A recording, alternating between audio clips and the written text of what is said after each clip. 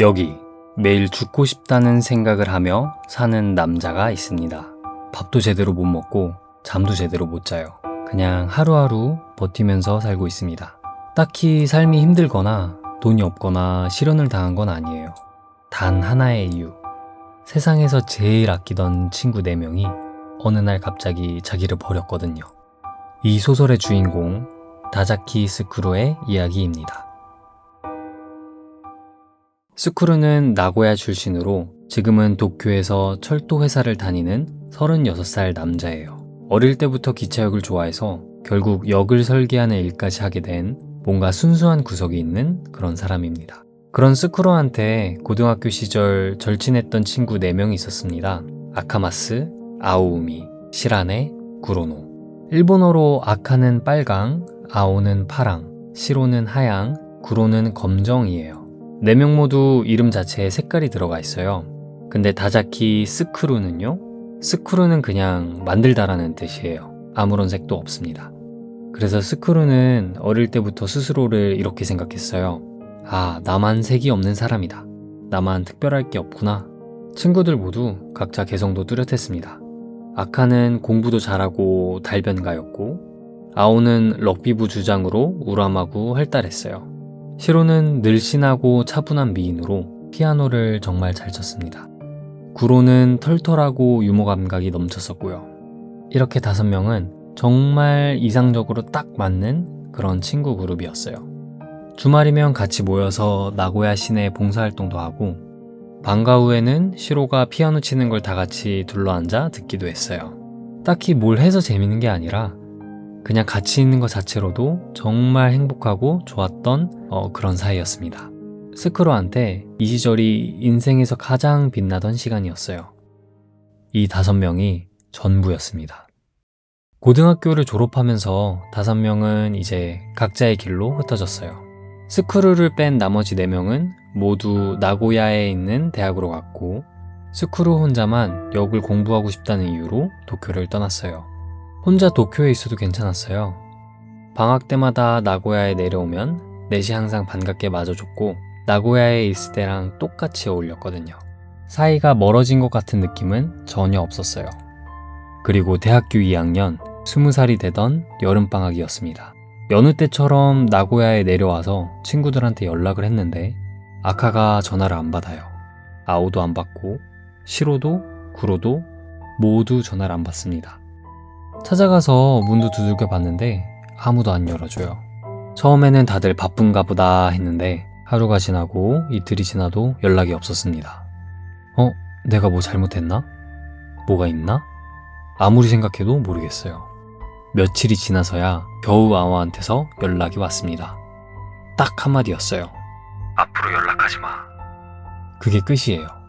고등학교 때부터 이어져 온 우정이 이 한마디로 끝났어요. 이게 얼마나 큰 충격이었냐면 스쿠루한테는 그 이후로 거의 반년을 페인처럼 보냈어요. 밥도 안 먹고 잠도 못 자고 매일 죽음을 생각하면서 이 시기를 보냅니다. 이때를 어떻게 버텼는지 본인도 모르겠다고 했을 정도예요. 그렇게 아무런 이유도 모른 채 친구들을 모두 잃고 16년이 흐릅니다.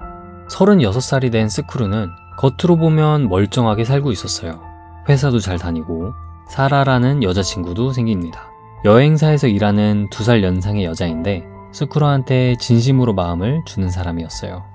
근데 사라는 스쿠루와 만날 때마다 뭔가 좀 이상한 걸 느껴요. 분명 눈앞에 있는데 마음은 딴 데 있는 것 같은 느낌? 웃고 있는데 어딘가 텅 빈 것 같은 느낌. 그래서 어느 날 사라는 스쿠루한테 그게 뭐냐고 직접 물어봐요. 그래서 스쿠루는 처음으로 자기가 겪었던 일들을 꺼냅니다.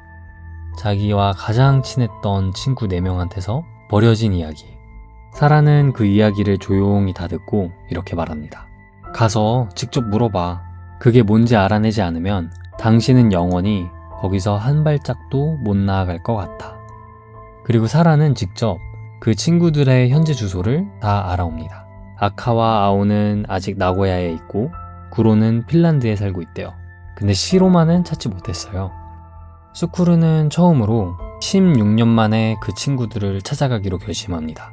이게 바로 책 제목에서 말하는 순례예요. 첫 번째로 찾아간 건 아오였습니다. 지금은 잘 나가는 렉서스 매장의 딜러가 됐어요. 16년 만에 재회라 그런지 처음에는 좀 어색해합니다. 근데 스쿠루가 결국 물어봅니다. 그때 왜 그랬냐고. 그러자 아오가 스쿠루를 이상하게 쳐다보면서 말해요. 너 진짜 모르냐고.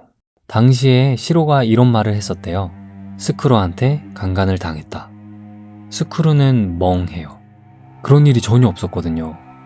사실 아오도 아카도 속으로는 스쿠루가 그랬을 리 없다고 이미 알고 있었대요. 근데 시로가 하는 말들이 너무 현실적이었고, 그리고 시로가 너무 힘들어 보여서 정신적으로 무너져 있는 시로를 지키는 게 먼저였다고 친구들은 판단했답니다. 그래서 스쿠루와 연락을 끊어버린 거예요. 시로를 위해서 스쿠루를 희생시킨 거였죠. 그리고 아오한테서 한 가지 사실을 더 알게 돼요. 시로는 6년 전에 세상을 떠났다는 거예요. 살해된 채로 발견됐대요. 누가 왜 그랬는지는 끝내 밝혀지지 않습니다. 다음으로 아카를 만나요. 지금은 인재 육성 회사를 운영하는 사업가가 됐습니다. 아카도 같은 말을 해요. 시로가 하는 말은 거짓말이고 스쿠루가 결백하다는 걸 처음부터 짐작하고 있었다고. 다만 그냥 그 상황을 받아들였던 거라고. 그리고 스쿠루는 순례의 마지막 길을 떠날 준비를 합니다. 구로를 만나러 핀란드까지 날아가기로 해요. 떠나기 며칠 전 스쿠루는 구로한테 줄 선물을 사러 도쿄 시내에 나갑니다. 그러다가 우연히 사라를 보게 됩니다. 번화한 거리에서 50대 중반으로 보이는 남성과 나란히 걷고 있었어요. 둘이 뭔가 얘기를 나누며 웃고 있는데 그 웃음이 스쿠루를 멈추게 했습니다. 스쿠루가 한 번도 본 적이 없는 그런 행복한 표정을 짓고 있었거든요. 사라가 자기 앞에서 한 번도 그렇게 웃은 적이 없었어요. 머릿속이 복잡해졌지만 일단은 뒤로 한 채 핀란드로 떠나는 비행기에 올라탑니다. 핀란드는 엄청 추웠어요. 구로는 핀란드 남자와 결혼해서 호숫가 별장에 살고 있었어요. 나고야에서 보던 털털하고 유머 넘치던 그 구로가 이제는 눈 덮인 북유럽 숲속에 살고 있는 거예요. 구로를 만나고 나서야 16년 동안 몰랐던 모든 진실을 알게 됩니다. 구로 말에 의하면 시로는 원래부터 마음이 여리고 감수성이 예민한 사람이었어요. 피아노를 잘 쳤던 것도 그런 섬세함에서 나온 거였을 거예요. 근데 스쿠루가 도쿄를 떠난 이후 시로가 점점 이상해지기 시작합니다. 현실과 망상을 구분하지 못하게 된 거예요. 늘지 않는 피아노의 실력, 자신의 재능의 벽을 느끼게 된 게 계기가 됐을 수도 있어요. 그런 불안정한 상태에서 나온 말이 바로 스쿠루한테 강간을 당했다 라는 거짓 증언이었습니다. 구로는 알고 있었어요. 스쿠루는 절대 그러지 않았다는 걸. 근데도 시로 편을 들었어요. 정신적으로 무너져가는 시로를 붙잡는 게 더 위급하다고 판단했기 때문이에요. 근데 사실은 이유가 하나 더 있었대요. 구로는 오래전부터 스쿠루를 짝사랑하고 있었습니다. 근데 스쿠루는 끝내 그 마음을 알아채지 못했고 그렇게 쌓인 원망이 결국 스쿠루를 희생시키는 선택을 더 쉽게 만들어버린 거예요. 구로의 이런 노력에도 불구하고 안타깝게도 시로는 끝까지 회복하지 못했대요. 구로는 늦었지만 스쿠루한테 고개를 숙이며 진심으로 사과합니다. 그리고 이렇게 말해요. 나는 용기가 없어서 진짜 소중한 걸 이미 놓쳐버렸어. 너는 그러지 마. 사라 씨를 꼭 붙잡아. 16년을 핀란드에 살면서 구로는 자기가 뭘 잃어버렸는지 알게 된 거예요.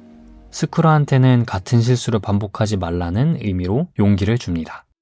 모든 진실을 깨닫고 도쿄로 돌아온 스쿠루는 사라에게 전화를 걸어요. 핀란드에서 있었던 일을 전부 얘기해 줍니다. 그리고 조심스럽게 물어봐요. 그 중년의 남자 누구냐고.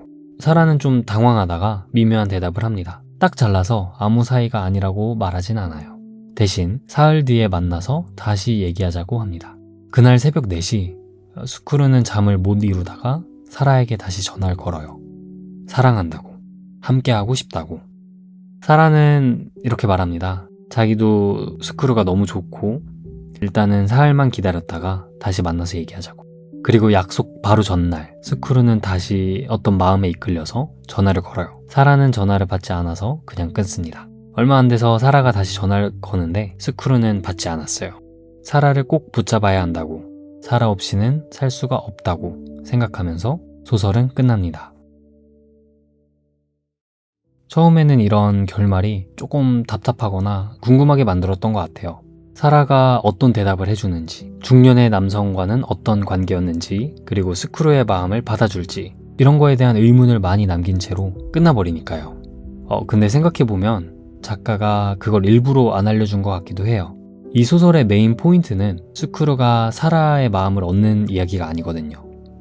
16년 동안 일방적으로 당한 채 아무것도 못한 사람이 처음으로 뭔가를 향해 손을 뻗는 그런 첫걸음에 대한 이야기라고 생각이 들었습니다. 이미 죽은 시로는 돌아오지 않아요. 그리고 행복했던 그 시절의 5명은 다시 만날 수 없습니다. 그럼에도 스크루는 새벽에 전화기를 들어서 사라에게 전화를 걸었어요. 그게 이 이야기의 전부입니다. 결과가 어떻든 간에 그 순간만큼은 스크루가 살아있었던 거 아닐까요? 정말 몰입해서 읽었고 많은 여운을 남겨줬던 그런 책인 것 같습니다. 개인적으로 다른 사람들한테도 추천해주고 싶은 책이네요. 그럼 저는 다음 책 읽고 또 돌아올게요.